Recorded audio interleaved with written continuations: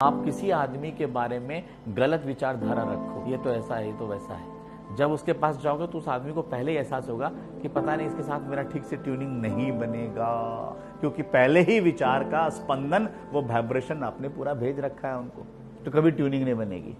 और आप किसी के बारे में बड़ा पॉजिटिव थॉट्स, बड़ा आह्लादित वारों का, अरे वाह उसमें भी उस प्रभु का वास है, मेरे अंदर भी प्रभु का वास है, वो भी परमात्मा का अंश, मैं भी परमात्मा का अंश, काहे की दूरी है भैया, चल ठीक है, मौज है। देखो प्रेम प्रकट हो जाएगा, आपकी प्रेम प्रकट हो जाएगी, वैमनस्यता खत्म हो जाएगा, शत्रुता खत्म हो जाएगी।